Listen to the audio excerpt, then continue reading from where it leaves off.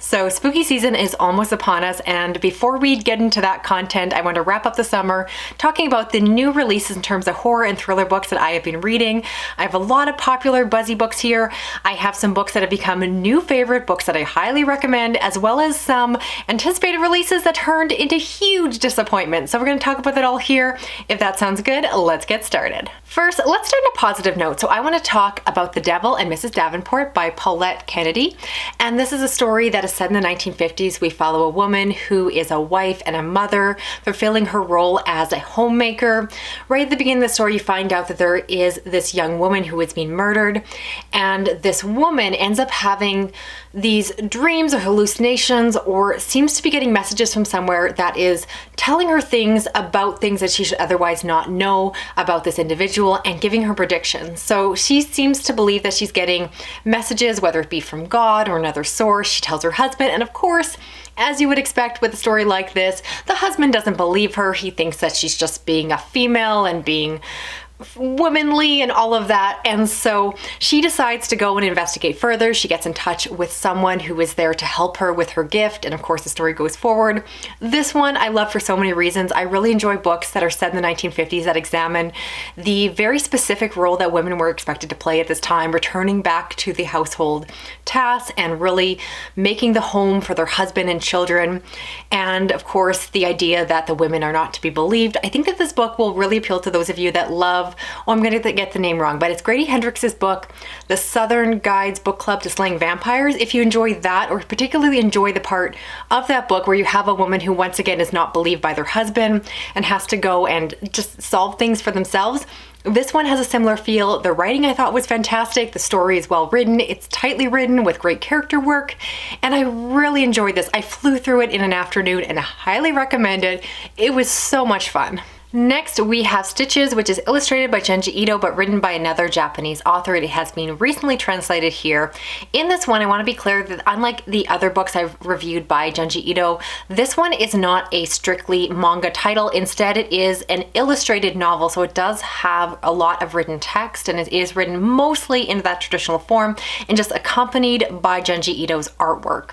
And so this is one where the author is supposedly retelling these true stories of unsolved mysteries and turning them into these little stories along the way. And so, as you would expect, Junji Ito's artwork is always amazing, although I do think that he was a bit limited by what was actually happening in the story. So there definitely are some pictures that are more tame. They're not necessarily horrifying in themselves, because they're simply depicting the young girl that the author is describing on that page. And so I liked his artwork, but the stories themselves completely missed the mark for me.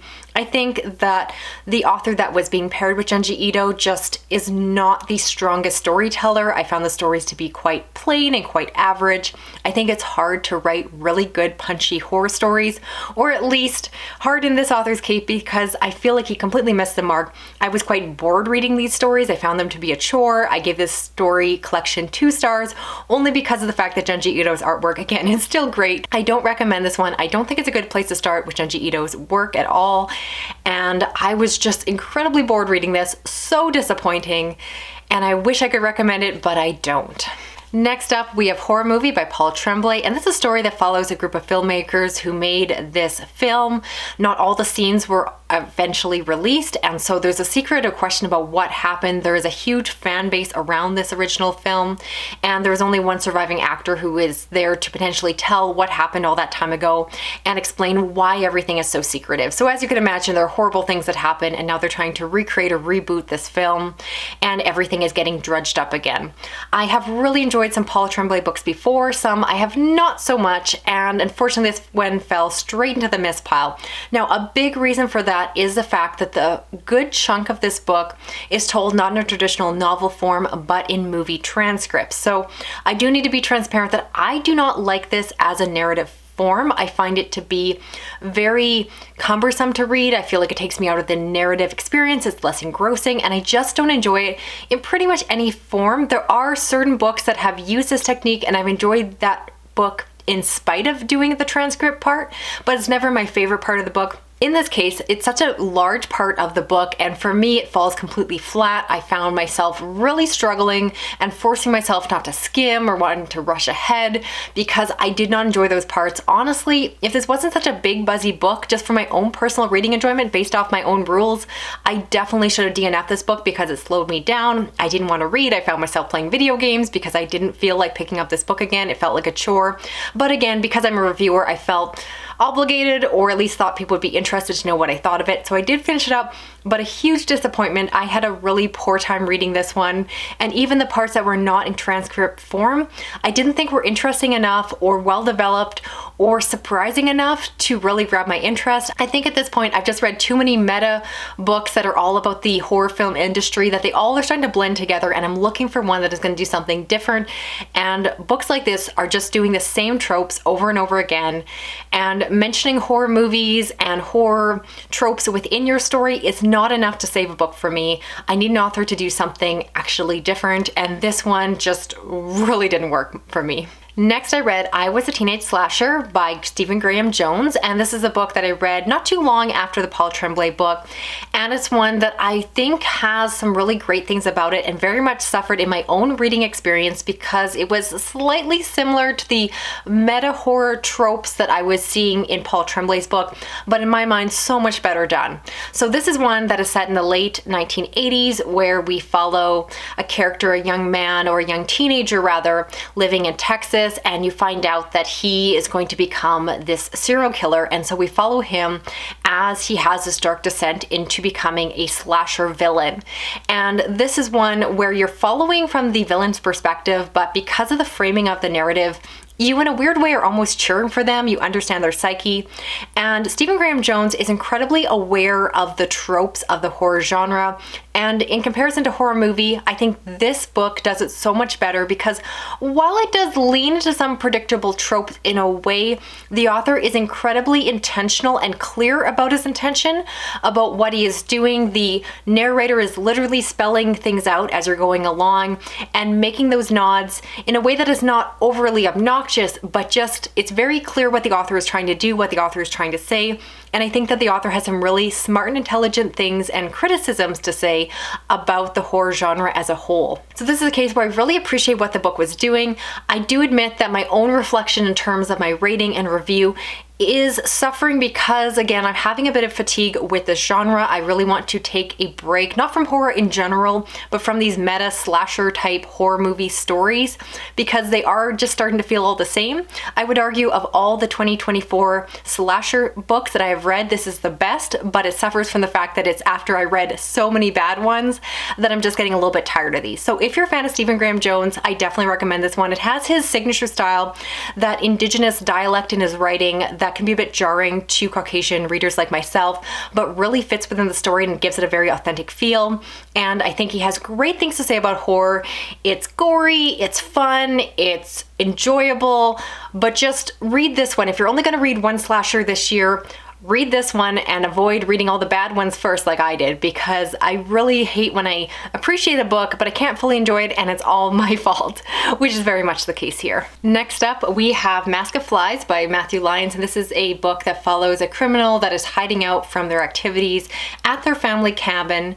And I wanted to pick up this one because I've read this author before. Some of their books I've enjoyed a little bit more than others. This one was a big miss for me. I just really didn't connect with the characters. I don't necessarily need to like them. Obviously, I knew the main character was doing criminal activity, but I found the characters to be very flat and the plot itself to be very simple. And again, nothing that was really exciting me, really pulling me in or engrossing me in the story. So it's one that I don't have tons to say about simply because it was such an unmemorable read. And that's really disappointing because, again, this author at other times has really surprised me and had books that I've enjoyed. This one, not so much. Then I read Blood Like Mine by Stuart Neville, and this is more of a thriller that follows a mother who is rushing through this blizzarding night with their daughter. They're on the run. You find out that they're running from something or having secrets in their past that aren't immediately revealed to the reader, and we follow them through this story. Now, I picked up this one because I really tend to enjoy stories that involve the winter season. I think that horror and thrillers work great in the snow. In my mind, coming from my Canadian background, The winter climate is quite terrifying and scary in and of itself. Not that I'm scared of going outside in winter, but there are some serious consequences to not being prepared in the winter, to being stuck outside in a blizzard. It's very dangerous. I know people who have died. And so I find that these books tend to be very atmospheric. Not so much the case here. While it is technically set in the winter snow, it didn't really hook me in or give me that atmospheric feeling that I was looking for, something to kind of cool me down in the middle of summer. And I was somewhat intrigued what was going on with the mother and daughter. I liked a piece of their relationship, but if I'm honest, overall, this one was fine. It's a good action-packed thriller, but it wasn't, again, a really memorable read. Probably not one that would be in my favorite end of the year content, because it's a book that was easy to fly through, but didn't leave much of an impression on me at the end of the day. Next is We Love the Nightlife by Rachel Koller Croft. And this is one that follows these two individuals, these female friends that meet in the 1970s in the era of disco. They quickly become fast friends, and it's right in the premise of the book that the one is a vampire and pulls the other one into that lifestyle. Now, years later, the one wants out, the one wants to escape this friendship that unsurprisingly has turned quite toxic, and we follow them as they are trying with this back and forth to get out of the place that they're in. And of course, the one is not so agreeable to parting ways and moving on from there. This is one I ended up really enjoying. It was a bit of a sleeper hit. I didn't see a lot of people talking about it before it came out, and I requested it hoping I would love it, and I'm so glad I did. I am someone who loves stories that involve toxic female friendship, which is definitely what you get here. The writing I thought was biting, and I don't mean that in a punny way. It has some teeth to it. Again, I keep sounding like I'm trying to make bad vampire puns, but honestly, this book was great. It moves at a good pace. It had some good character work, and it's just the kind of book that I really enjoy. I previously this year recommended First Light by Liz Curran, and if you enjoyed that book or want to enjoy that book but wanted it to have more plot, this book is very similar, very much a character-driven vampire story, but again, it has a little bit more action, a little bit more happening. I enjoy both for different reasons, but I definitely think that if you enjoy the one or wanted to enjoy it more, this is definitely one you should pick up next because it scratched a similar itch and was so much fun. Highly recommend. Next up, we have Guillotine by Delilah Dawson, and this is a short novella that follows a woman who is a fashionista. She wants to get an internship with this famous fashion person in the industry, and so in order to do that, she decides to try to date their son and get in that way. That is the setup to this one, and I feel like you don't want to say too much more because of the fact that it is so short, but it is a horror novel, and I do admit it had a slower start. I wasn't entirely sure about this one. I love stories that involve fashion culture and anything like The Devil Wears Prada. It did have a slower start. I wasn't immediately hooked in. I wasn't really invested in the characters despite the amazing premise, but the book did get there. It actually got to a really punchy ending. I loved the conclusion to it, and I love books like this that have these like deceptively cute covers, deceptively cute premises where you could almost go in really blind and surprise yourself with a book not being the cute thing that you're looking for. Now, obviously, I am giving away that it's a horror book. Given it's on my channel, you know it's not going to be some cute romance, although I do sometimes read those. I just don't talk about them a lot. But anyway, this is one I do recommend. I think that it takes a little bit to get going, but it is worth it. It's, again, so fast to read that if you push through this start and really get into it, I think a lot of you will enjoy where this one goes. And I also want to talk about Middle of the Night by Riley Sager, which I would say is a disappointment, but honestly I went to this one with pretty low expectations given the fact that the last several books by this author have not worked great for me. This one follows a male protagonist where as a child they had a sleepover with one of their friends. They slept out in a tent on the lawn, and when they awoke the friend was gone, missing forever, and now they are an adult returning back home and of course are revisiting this whole event.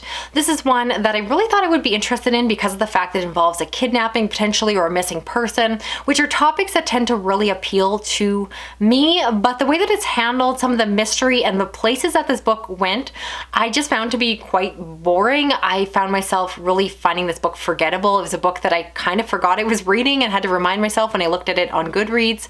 And to say it was forgettable, it means that I actually meant to talk about this book in a previous wrap-up, but I forgot to talk about it last time I sat down to film, and I almost forgot about it again if I hadn't looked at my phone to check my notes. So all that being said, it's one that I would only cautiously recommend to diehard fans of Riley Sager. If you have loved everything else he's written, or most of it, you definitely might want to check it out for yourself. But if you're new to this author or hit or miss with him like I am, I would consider this one a miss. Read the ones that are better rated and skip over for other thriller authors that in my mind are a little bit more consistent. And finally, let's talk about The Night Guest by an author. I cannot pronounce their name, but this book is translated by Robinette Kowal, one of my favorite science fiction authors.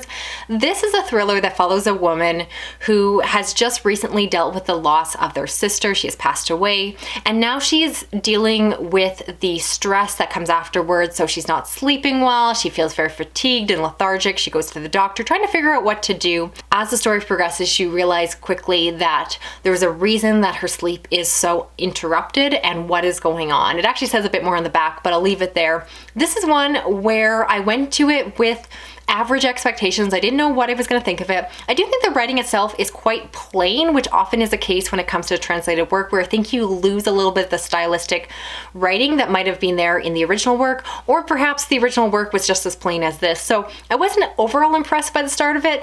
I just, again, continued on reading it because I had a review copy, but I'm really glad I sunk my teeth in and continued on. It's relatively short. I don't know if you'd consider this a novel or novella from this length, but once it got going, it pleasantly surprised me and turned into something that I would describe as quite psychological. So there is some choices with the narrative in terms of the chapters and how they are broken up and fragmented that really started to get to me. And it really added some really good punctuation to the plot in a way that I found really pleasing. So while again, this book had a slower start, I wasn't really convinced I was gonna love it. I ended up really enjoying this one by the end. I think it'll most appeal then to those of you that love something that's a little bit more slower paced, love to spend your time with a book and really get immersed in it.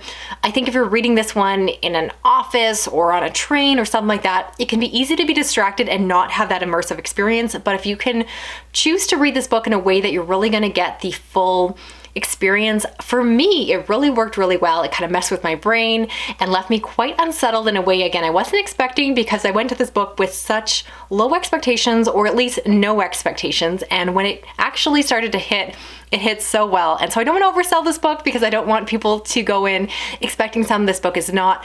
But I do think that this book really holds up. I do recommend it if you're looking for a psychological horror book, which I know some of you are. I do see your comments about doing a full video on the topic.